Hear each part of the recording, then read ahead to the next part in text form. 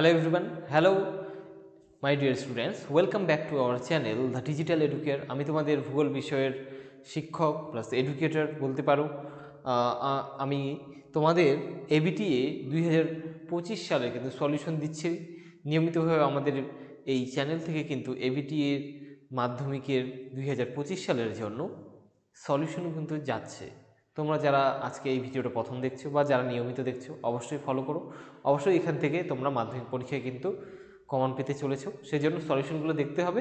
যেরকমটা আমি এর আগের ভিডিওতেও বলেছি যে এই সলিউশন দেখার মাধ্যমেই কিন্তু তোমাদের কিন্তু রিভিশনও হয়ে যাচ্ছে। বারবার প্রশ্নের উত্তর কিন্তু তোমাদের রিভিশন হয়ে যাচ্ছে, কারণ আমি শুধু উত্তর বলে দিচ্ছি না, এর সঙ্গে কিন্তু একটু করে আমি সেই সলিউশন তার পাশাপাশি অন্যান্য কারণগুলো সেই প্রশ্নের উত্তর রিলেটেড প্রশ্নের উত্তরগুলো বলে দিচ্ছি।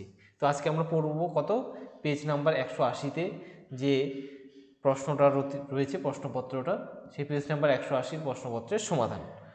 তো প্রথমেই যে প্রশ্নটা রয়েছে এমসিকিউতে সেটা হলো কি, যে প্রক্রিয়ায় ভূমিভাগের উচ্চতা হ্রাস ঘটে। ভূমিভাগের উচ্চতার হ্রাস ঘটে যে প্রক্রিয়ায়, কোন প্রক্রিয়ায়? আরোহণ কথার অর্থ হলো সঞ্চয়, অবরোহণ মানে ক্ষয়, মনে রাখবে। তো অবশ্যই অবরোহণ প্রক্রিয়ায় ভূমিভাগের উচ্চতার কি হবে? হ্রাস হবে। জলপ্রপাত ধাপে ধাপে নেমে এলে তাকে কি বলা হয়? তাকে বলা হয় ক্যাটারাক্ট। তারপর ভ্যান অ্যালেন বেল্ট বলা হয়, ভ্যান অ্যালেন বেল্ট বলা হয় ম্যাগনেটোস্ফিয়ারকে। আমাদের বায়ুমণ্ডলের যে ষষ্ঠ স্তর, যে বা সর্বোচ্চ স্তর, যেখানে বায়ুমণ্ডলের যে বাতাসের কণাগুলি কীরকম রয়েছে, এরকম ইলেকট্রন এবং প্রোটনে বিভক্ত হয়ে বায়ুর কণাগুলো রয়েছে, যেটিকে বলা হয় ভ্যান অ্যালেন বলয়। সে কারণে অনেক সময় এই ম্যাগনেটোস্ফিয়ারকে আবার কি বলা হয় না, বায়ুমণ্ডলের স্তরের মধ্যে ধরা হয় না, কারণ এই স্তরে বাতাসের কণাগুলো এরকম আয়নিত অবস্থায় রয়েছে, ঠিক আছে, আয়নে ভাগ হয়ে আছে। সেই কারণে একে আবার ম্যাগনেটোস্ফিয়ারকে মানে অনেক সময় বায়ুমণ্ডলের স্তর হিসেবে ধরা হয় না, তবে এটা ওটা স্তর যেটা হলো যেখানে ভ্যান অ্যালেন বলয় রয়েছে, বেল্ট রয়েছে। ক্যারিবিয়ান সাগরের ঘূর্ণিঝড় হলো কি? হ্যারিকেন। এবার বাদবাকি নামগুলো, টাইফুন কোথায়? চীন সাগরের, সাইক্লোন আমাদের দক্ষিণ পূর্ব এশিয়ায়। তারপর টর্নেডো কি? টর্নেডো হলো আমেরিকা যুক্তরাষ্ট্রের সবচেয়ে শক্তিশালী বিধ্বংসী, বিশ্বের মধ্যে সবথেকে খতরনাক ঘূর্ণিঝড় বা সাইক্লোন হলো কি? টর্নেডো। টর্নেডোর আরেকটা ভাগ আছে যেটা টুইস্টার বলা হয়। শৈবাল সাগর দেখা যায় কোথায়? শৈবাল সাগর দেখা যায় আটলান্টিক মহাসাগরে, ঠিক আছে, খ উত্তর হয়ে যাবে। তারপর রয়েছে নরওয়ের হেমারফেস্ট বন্দর শীতকালে বরফমুক্ত থাকার কারণ। কারণ হলো উত্তর আটলান্টিক স্রোত। এই উত্তর আটলান্টিক স্রোত নিরক্ষীয় অঞ্চল থেকে উষ্ণ স্রোত রূপে নরওয়ে দেশের দিকে প্রবাহিত হয় জন্য একে বলা হচ্ছে কি, এই স্রোতটার প্রভাবে নরওয়ে শীতকালে বরফমুক্ত থাকে, ঠিক আছে।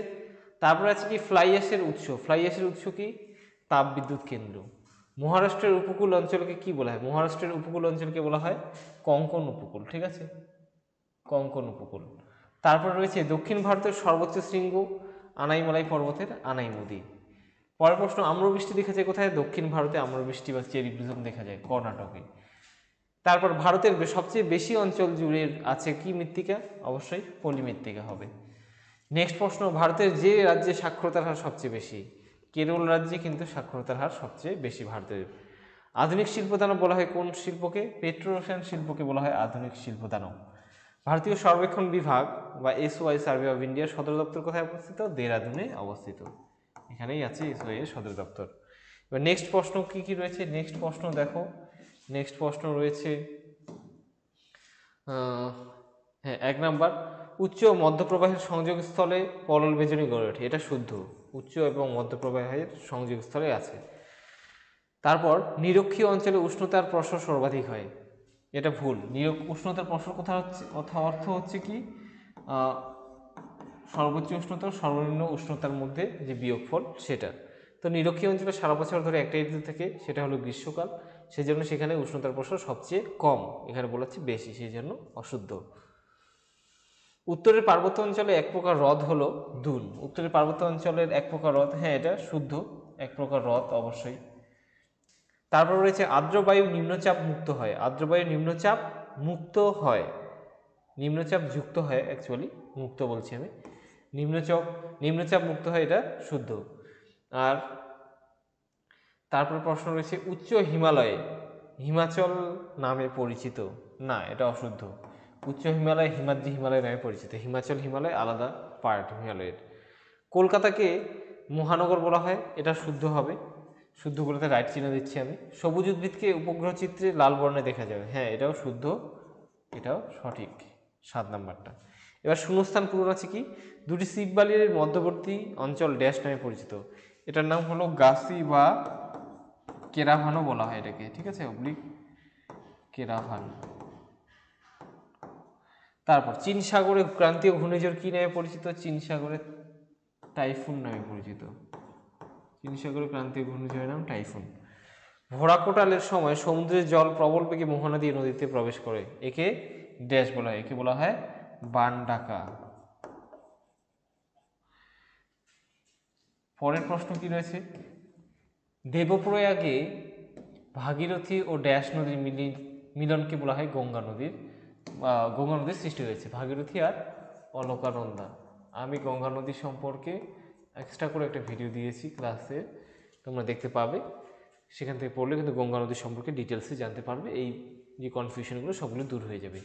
এরপরের প্রশ্ন রয়েছে কি, ড্যাশ শহরকে দক্ষিণ ভারতের ম্যানচেস্টার বলা হয়, সবাই জানো কোয়েম্বাটোরকে, যারা জানো না জেনে নাও কোয়েম্বাটোর শহরকে, ঠিক আছে।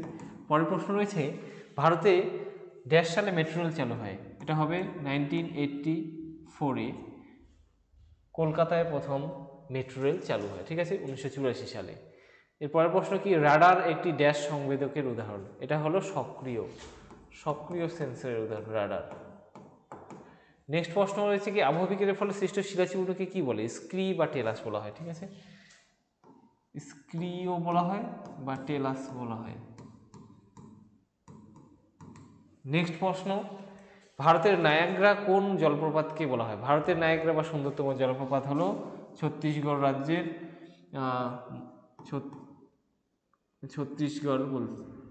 ছত্তিশগড় রাজ্যের মহানদীতে অবস্থিত চিত্রকূট জলপ্রপাত ভারতের নায়াগ্রা নামে পরিচিত, ঠিক আছে। নেক্সট প্রশ্ন রয়েছে, দাক্ষিণাত্য মালভূমির সর্বোচ্চ শৃঙ্গের নাম কি, দাক্ষিণাত্য মালভূমি আবার আনাইমালাই পর্বতের আনাইমুদি। নেক্সট প্রশ্ন রয়েছে, গ্রিন হাউস গ্যাস উৎপাদনে কোন দেশ বিশ্বে প্রথম, বিশ্বে প্রথম দেশ হলো চীন দেশ গ্রিন হাউস গ্যাস উৎপাদনে প্রথম। পরের প্রশ্ন রয়েছে কি, ভারতের একটি সামরিক শহরের উদাহরণ দাও, এর উদাহরণ হলো আম্বালা ক্যান্টনমেন্ট, পাঁচমারি, ঠিক আছে, আম্বালা অবলিক দিলাম আম্বালা, এইগুলো হচ্ছে সামরিক শহরের উদাহরণ। তারপর রয়েছে এফসিসি শব্দের অর্থ কি, এফসিসি শব্দের অর্থ হলো ফলস কালার কম্পোজিশন বা ছদ্ম রঙের উপগ্রহ চিত্র, যেখানে কি আমরা বাস্তব পৃথিবীতে প্রাকৃতিক উপাদানগুলোকে যে রঙে দেখি, এখানে সেই রঙগুলোকে কি করা হয়, সেই কালারগুলোকে চেঞ্জ করে ফলস কালার ইউজ করা হয়, যে মাধ্যমে উপগ্রহ চিত্রটিকে কি করা হয়, অনেকটা সিক্রেট রাখা হয় বা সেখানে গুরুত্বপূর্ণ তথ্যগুলোকে লুকোনো থাকে, ঠিক আছে।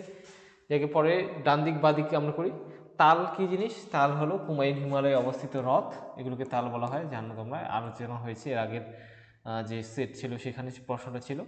ভেম্বানাথ কি, ভেম্বানাথ হলো কেরলে অবস্থিত কোয়াল, এটা কি ভেম্বানাথ কোয়াল ভারতের সবচেয়ে বড় কোয়াল, ঠিক আছে। তারপরে আচ্ছা ভেম্বানাথ কোয়াল সম্পর্কে আরেকটু বলি, ভেম্বানাথ কেরলে অবস্থিত যে হ্রদগুলো সমুদ্রের লবণাক্ত জলের সঞ্চয়ের ফলে গঠিত যে হ্রদগুলো তাকে বলা হয় কোয়াল, এর মধ্যে সব থেকে বড় কোয়াল হলো ভেম্বানাথ, এছাড়া একটা কোয়াল রয়েছে কি অষ্টমতী, এই দুটো আবার ম্যাপ পয়েন্টিং। গাড়ি নির্মাণ শিল্প কোথায় রয়েছে, গুড়গাঁওয়ে রয়েছে 1 নম্বর। ব্লিজার্ড কি, ব্লিজার্ড হলো শীতল স্থানীয় বায়ুপ্রবাহ, ঠিক আছে। নেক্সট শর্ট প্রশ্নগুলো একটু দেখি, ক্যানিয়ন কি, শুষ্ক অঞ্চলে গিরিখাতকে ক্যানিয়ন বলা হয়। ফিয়র্ড কাকে বলে, হিমবাহ উপত্যকা যখন সমুদ্রের জলে নিমজ্জিত হয় তখন তাকে কি বলা হয়, ফিয়র্ড বলা হয়। ইউ আকৃতির হিমবাহ উপত্যকা বা হিমদ্রোণী। হিমপ্রাচীর কাকে বলে, শীতল স্রোত ও উষ্ণ স্রোতের মিলনস্থলে, শীতল লাব্রাডর স্রোত আর উষ্ণ উপসাগরীয় স্রোতের মিলনস্থলে একটা বিস্তীর্ণ এলাকা জুড়ে সেই দুইটা স্রোতের মিলনস্থলে সেই সীমানাটা সুস্পষ্টভাবে দেখা যায়, কারণ শীতল স্রোতটা মেরু থেকে আগত শীতল স্রোতটা হয় সাদা সবুজ বর্ণের, আর নিরক্ষীয় অঞ্চল থেকে যে উষ্ণ স্রোতটা প্রবাহিত হয় মেরুর দিকে সেটা হয় উষ্ণ এবং নীল বর্ণের। এই কারণে এদের যে সীমানাটা বাউন্ডারিটা বহু পর্যন্ত দেখা যায়, এগুলোও ক্লাস দেওয়া আছে। তো এটা হলো হিমপ্রাচীর। ধারণ অববাহিকা কি? নদীর উচ্চ প্রবাহে প্রধান নদী ও তার উপনদীগুলো যতটা এলাকা থেকে জল সংগ্রহ করে একটা নদীকে জলের সাপ্লাই দেয়।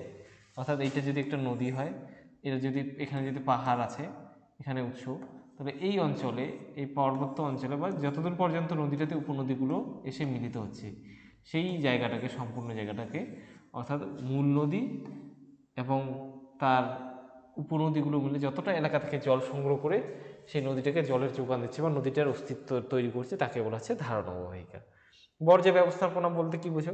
তাহলে বর্জ্যের পরিমাণে হ্রাস, ঠিক আছে, বর্জ্য পুনরায় ব্যবহার, তারপরে আর কি রিসাইকেল অর্থাৎ পুনর ব্যবহার, তারপরে রিইউজ, আচ্ছা 4R এবং 5R যেগুলো পড়েছি আমরা, ঠিক আছে, রিফিউজ, রিইউজ, রিডিউস, ঠিক আছে, এবং রিসাইকেল। এই যে পদ্ধতিগুলোর মাধ্যমে যখন বর্জ্যকে সুষ্ঠুভাবে সম্পাদন করা হচ্ছে, পরিবেশের বর্জ্যের ব্যবস্থাপনা করা হচ্ছে, সেই যে বিষয়টা, সেটাই হলো বর্জ্য ব্যবস্থাপনা।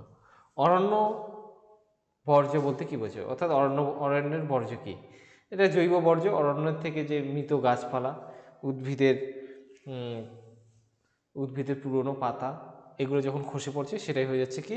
অরণ্যের বর্জ্য। নেক্সট প্রশ্ন কি রয়েছে? কৃষিকাজ বলতে কাকে বলে? সোজা প্রশ্ন। যখন মানুষ স্বাভাবিক উদ্ভিদের জন্ম বৃদ্ধিকে জমি কর্ষণের মাধ্যমে নিয়ন্ত্রিতভাবে করা হয় যখন, তখনই সেই পদ্ধতিকে বলা হয় কি? কৃষি কাজ। তারপর অনুসারী শিল্পকে, কোনো একটি বৃহৎ আয়তন শিল্প, যেমন পেট্রোরেশন শিল্পকে কেন্দ্র করে এবং সেই বৃহৎ আয়তন শিল্পের যে উপচিত দ্রব্য, সেই উপচিত দ্রব্যগুলিকে ব্যবহার করে যখন আরও অনেকগুলি ছোট ছোট শিল্প সেই বৃহৎ শিল্পের চারিদিকে কেন্দ্র করে গড়ে ওঠে, তখন তাকে বলা হয় কি? অনুসারী শিল্প। ঠিক আছে। দুন বলতে কি বোঝায়? দুন হলো কি? কুমায়ুন হিমালয়ে উচ্চ হিমালয় থেকে নেমে আসা, ঠিক আছে, উচ্চ হিমালয় থেকে নেমে আসা নদীগুলির দ্বারা সৃষ্ট যে উপত্যকা, তাকে বলা হয় দুন উপত্যকা। পুনরপ্তানি বন্দর কাকে বলে? পুনরপ্তানি বন্দর হলো কি? যখন কোনো একটি বন্দরের মাধ্যমে অন্য কোনো দেশ থেকে আমদানি করা দ্রব্যাদি পুনরায় সেই দেশ থেকে অন্যান্য দেশে বিক্রি করা হয়, সেই বন্দরগুলোকে বলা হয় পুনরপ্তানি বন্দর। যেরকম আমাদের দেশের কলকাতা বন্দর, এখান থেকে নেপাল, ভুটানে জিনিসপত্র সাপ্লাই করা হয় পুনরায়। ঠিক আছে। ভূবৈচিত্র্য সূচক মানচিত্র কাকে বলে জানো? ঠিক আছে। RF কি? রিপ্রেজেন্টেটিভ ফ্র্যাকশন, যেখানে RF হচ্ছে এরকম করে লেখা যায় dm/dg, যেখানে dm হলো মানচিত্রের দূরত্ব অর্থাৎ ডিস্টেন্স অন ম্যাপ, আর dg হলো ডিস্টেন্স অন গ্রাউন্ড অর্থাৎ ভূমিতে দূরত্ব।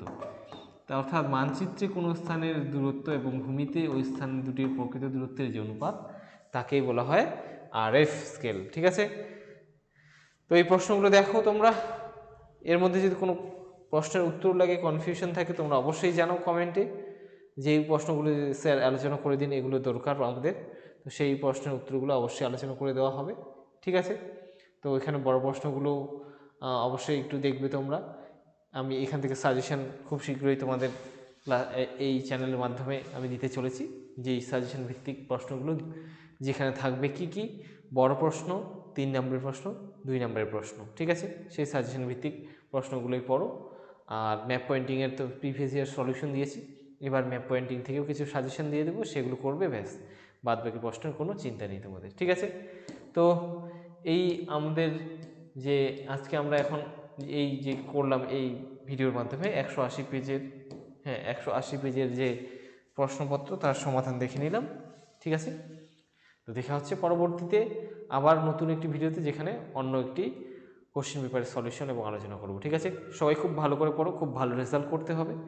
সবাইকে অনেক অনেক অগ্রিম শুভেচ্ছা জানাচ্ছি। বেস্ট অফ লাক তোমাদের। ভালো করে পড়াশোনা করো, রেজাল্ট অবশ্যই ভালো হবে। ঠিক আছে। তো দেখা হচ্ছে পরের ভিডিওতে। ধন্যবাদ।